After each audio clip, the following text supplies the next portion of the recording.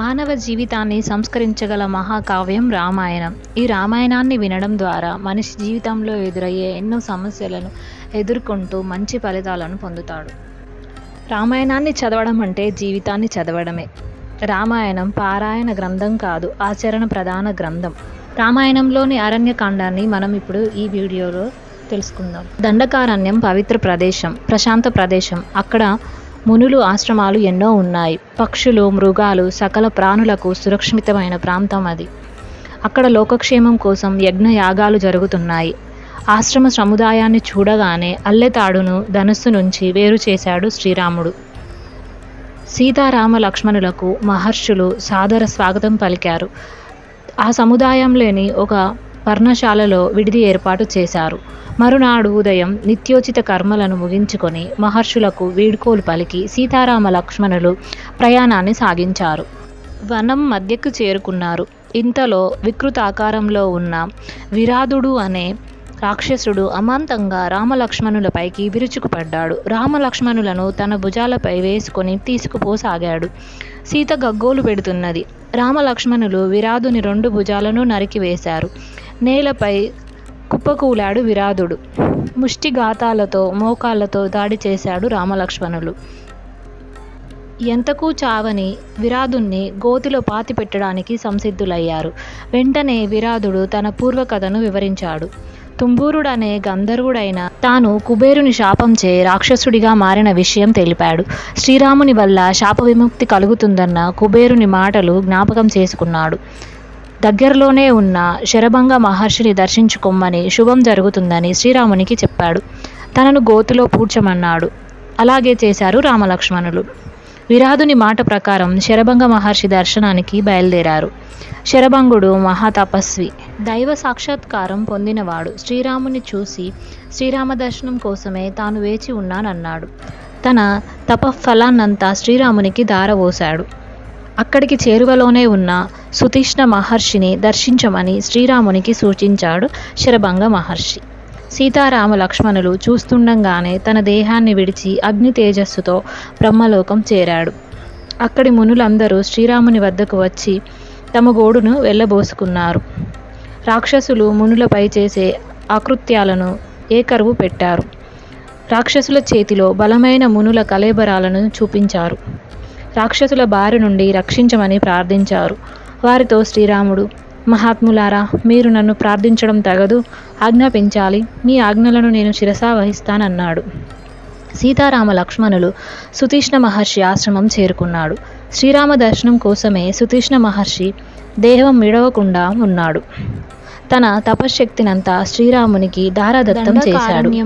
మరునాడు వారు మహర్షి అనుమతి తీసుకుని బయలుదేరారు. సీతారామ లక్ష్మణులు అక్కడక్కడ కొంతకాలం ఉంటున్నారు. ఇలా 10 సంవత్సరాలు గడిచింది. మళ్ళీ సుతీష్ణ మహర్షి వద్దకు వచ్చారు. అతనితో అగస్త్య మహర్షిని దర్శించుకోవాలన్న తమ ఆకాంక్షను వెలిబుచ్చారు. సుతీష్ణ మహర్షి మార్గాన్ని చెప్పారు. తన ఆశ్రమానికి దక్షిణంగా 4 యోజనాల దూరంలో అగస్త్య సోదరుని ఆశ్రమం, అక్కడికి యోజన దూరంలో అగస్త్య ఆశ్రమం ఉందని తెలిపాడు. మహర్షి వద్ద సెలవు తీసుకొని బయలుదేరారు సీతారామ లక్ష్మణులు. సాయంకాలానికి అగస్త్య సోదరుని ఆశ్రమానికి చేరుకున్నారు. అగస్త్య సోదరుని ఆతిథ్యంలో ఆ రాత్రి గడిపారు సీతారామ లక్ష్మణులు. ఉదయాన్నే అగస్త్య ఆశ్రమం వైపుగా అడుగులు వేశారు. అగస్త్యుడు తపశ్శక్తి సంపన్నుడు. ఆకాశాన్ని తాకిన వింధ్యా పర్వత గర్వాన్ని అణిచినవాడు. శ్రీరాముని రాకను గమనించి అగస్త్యుడు శిస్సమేతంగా ఎదురు వెళ్ళాడు. అతిథిని గౌరవించే సాంప్రదాయం అది. శ్రీరాముడు సీతా లక్ష్మణ సమేతుడై మహర్షికి పాదాభివందనం చేశాడు. అగస్త్యుడు శ్రీరామునికి దివ్య ధనస్సు, అక్షయ తునిరాలు, అమోఘమైన ఖడ్గాన్ని బహుకరించాడు. జయం కలుగుతుందని ఆశీర్వదించాడు. కష్టాలలో కూడిన వనవాసానికి సీత కోరి రావడం సాహసమని అభినందించాడు. ఆమెకు గల భర్త ప్రేమను మెచ్చుకున్నాడు. శ్రీరాముడు తాము నివసించడానికి అనువైన ప్రాంతాన్ని సూచించమని అగస్త్యుణ్ణి అభ్యర్థించాడు. ఒక్క క్షణం ధ్యానమగ్నుడైనాడు మహర్షి. తరువాత శ్రీరామునితో, ఇక్కడికి 2 యోజనాల దూరంలో పంచవటి అనే ప్రదేశం ఉంది. అక్కడ ఫలాలకు, జలాలకు కొదవ లేదు. గోదావరి తీరంలో ఉన్న ఆ ప్రాంతంలో జనసంచారం ఉండదు, ప్రశాంతంగా ఉంటుందని తెలిపాడు. అగస్త్యుడి దగ్గర సెలవు తీసుకుని పంచవటికి ప్రయాణమయ్యారు సీతారామ లక్ష్మణులు. దారిలో బలిష్టమైన ఒక పెద్ద గద్దను చూశాడు. పక్షి రూపంలో ఉండే రాక్షసుడేమో అనుకున్నారు. నువ్వెవరివి అని అడిగారు.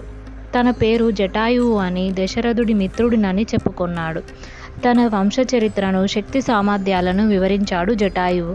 తన తండ్రికి ఆత్మీయుడైన జటాయువునకు సీతా రక్షణ బాధ్యతను అప్పగించాడు శ్రీరాముడు. శ్రీరాముని ఆజ్ఞ మేరకు పంచవటిలో పర్ణశాల నిర్మాణం చేశాడు లక్ష్మణుడు. పంచవటిలో జీవనం ప్రశాంతంగా గడుస్తున్నది. ఒకనాడు శ్రీరాముడు పురాణ కథ ప్రసంగంలో ఉన్నాడు. ఇంతలో శూర్పణఖ అనే రాక్షసి అక్కడికి వచ్చింది. ఈమె రావణాసురుడి చెల్లెలు. శ్రీరాముని సౌందర్యానికి ముగ్ధురాలైంది. తనను చేపట్టమన్నది. తమ మధ్య అడ్డుగా ఉన్న సీతా లక్ష్మణులను చంపి తింటానన్నది. శ్రీరాముడు పరిహాసంగా లక్ష్మణుని వద్దకు వెళ్ళమన్నాడు. తాను అన్నకు దాసుడునని, తనతో ఉంటే శూర్పణఖ కూడా దాస్యం చేయవలసి వస్తుందని, అందుకే శ్రీరాముని చేరడమే సబబమని సమాధానమిచ్చాడు. శ్రీరాముని వైపు తిరిగి చూసింది శూర్పణఖ. సీత ఉండడం వల్లే తనను నిరాకరిస్తున్నాడని అట్టుడికి పోయింది. సీతాదేవి అడ్డు తొలగించుకోవాలని ఆమెపై దాడికి దిగింది. క్రూరులైన దుష్టులతో పరిహాసం పనికిరాదు, అది ఎంతో ప్రమాదకరం. ఆలస్యం చేయకుండా శూర్పణఖను విరూపిని చేయమన్నాడు శ్రీరాముడు. అన్న ఆజ్ఞే ఆలస్యం. శూర్పణఖ ముక్కు చెవులు తెగిపడ్డాయి లక్ష్మణుని దెబ్బకు. లబోదిబోమని మొత్తుకుంటూ సోదరుడైన కరుడి దగ్గరకు వెళ్ళింది శూర్పణఖ. కరుడు 14 మంది యోధులను పంపాడు. వాళ్ళంతా శ్రీరాముడి చేతిలో మట్టి గరిచారు. ఇది చూసిన శూర్పణఖ కరుని వద్దకు వెళ్ళి చెప్పింది. కరదూషణులు 14,000 మంది రాక్షసులతో రాముని మీదికి దండెత్తారు. 3 గడియల్లో వాళ్ళందరినీ యమపురికి పంపించాడు శ్రీరాముడు. ఈ వార్త అకంపనుడి ద్వారా వేగంగా లంకకు చేరింది. అకంపనుడు రావణాసురుడి గూఢచారుల్లో ఒకడు. ఈ విషయాన్ని సహించుకోలేని రావణుడు శ్రీరాముణ్ణి హతమారుస్తానని ఆవేశపడ్డాడు. అకంపనుడు అసహాయ శూరుడైన శ్రీరాముని వధించడం దేవాసురులకు కూడా సాధ్యం కాదని తేల్చేశాడు. కానీ అందుకు తగిన ఉపాయాన్ని చెప్పాడు. శ్రీరాముని భార్య సీత అందాల రాశి, శ్రీరామునికి ప్రాణం. ఎలాగైనా ఆమెను అపహరిస్తే చాలు, ఆ ఎడబాటును తట్టుకోలేక శ్రీరాముడు జీవితాన్ని చాలిస్తాడు అని. ఇది రావణునికి ఎంతగానో నచ్చింది. మరునాడు ఉదయమే రథం మీద ఆకాశంలో ప్రయాణిస్తూ మారీచుడి ఆశ్రమానికి చేరుకున్నాడు. సీత అపహరణ విషయం తెలిపాడు. ఈ పనిలో తనకు సహాయపడమన్నాడు. మారీచుడు మండిపడ్డాడు. ఓ రాక్షసేంద్ర, ఈ ఆలోచన నీకెవడు చెప్పాడు? నిజంగా అతడు నీకు మిత్రుడి రూపంలో ఉన్న శత్రువు. శ్రీరాముడు సింహం వంటివాడు. సింహం దగ్గరికి వెళ్ళడం ఎంత ప్రమాదం. పైగా ఇతరులకు హాని చేయాలనే ఆలోచన లేకుండా ప్రశాంతంగా ఉన్న శ్రీరాముణ్ణి కవ్వించడం, కొరవైతో తలగొక్కోవడమే. శాంతించి ఈ ఆలోచన విరమించి సుఖించమని ఉపదేశం చేశాడు. రావణుని ఆవేశం తిరుగుముఖం పట్టింది. రావణుడు తిరుగుముఖం పట్టాడు లంకకు. కరదూషణ త్రిశూరులు 14,000 మంది రాక్షస వీరులు రాముని దాటికి నిలవలేక యముడి ఇంటికి పోవడాన్ని భరించలేకపోయింది శూర్పణఖ. లంకకు పరుగు తీసింది. మంత్రులతో కొలువుదీరిన రావణుని సభలోకి వెళ్ళింది. వికృత రూపంతో వచ్చిన చిన్న వ్యవస్థను చూసి కూడా చలించలేదు రావణుడు. శూర్పణఖ ఆవేశం కట్టలు తెంచుకుంది. రావణుడి మూర్ఖత్వాన్ని తిట్టిపోసింది. శ్రీరాముని వల్ల లంకకు ముప్పు వాటిల్లగలదని హెచ్చరించింది. సౌందర్యవతి అయిన సీతకు తగిన భర్తవు నీవేనని రావణుడిలో కొత్త ఆశలు రేకెత్తించింది. ఒకవైపు మారీచుడి మాటలు, మరొకవైపు శూర్పణఖ పలుకులు లంకేశుని మనసుని కుదిపేస్తున్నాయి. అయోమయంలో పడ్డాడు. సీతాపహరణంలోని మంచి చెడులను ఆలోచించాడు. రాముని బలంతో తన బలాన్ని పోల్చుకున్నాడు. చివరకు సీతను అపహరించడానికే నిశ్చయించుకున్నాడు రావణుడు. దీని కంటిన్యూషన్ వీడియో నెక్స్ట్ పార్ట్లో ఉంది. Thank you for watching.